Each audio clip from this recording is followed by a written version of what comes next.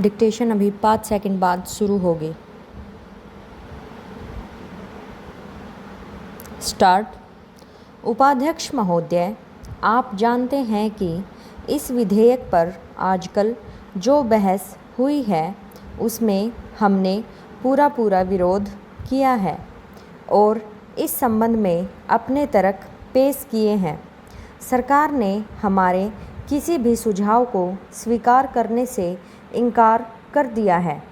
जहां तक इसे कानून को अमल में लाने का संबंध है, केंद्रीय सरकार पूरे तौर पर राज्य सरकारों पर निर्भर है।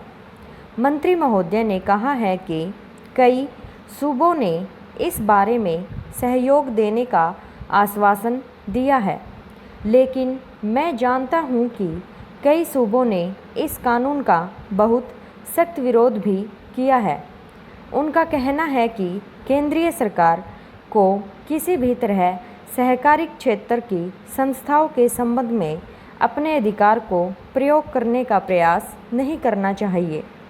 इस सुझाव को पेश करने में मेरा खास मकसद यह है कि अगर सरकार ने इस विधेयक को अमल में लाना ही है तो फिर यह विधेयक सारे देश में एक साथ अमल में आए और यह तमाम सहकारी बैंकों या सहकारी संस्थाओं पर एक साथ लागू हो।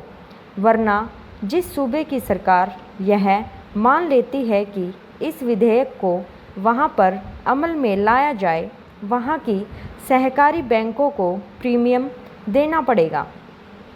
इसका परिणाम यह होगा कि यह नया बोझ उस सूबे के बैंकों पर नहीं पड़ेगा जिसकी सरकार इस विधेयक को मानने से इनकार करती है।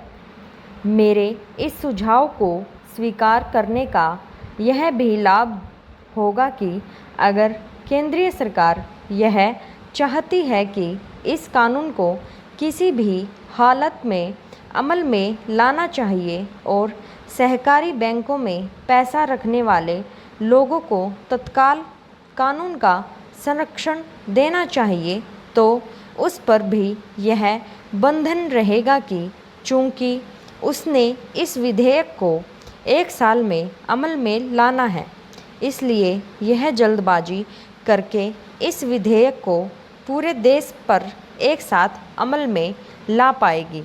स्टॉप।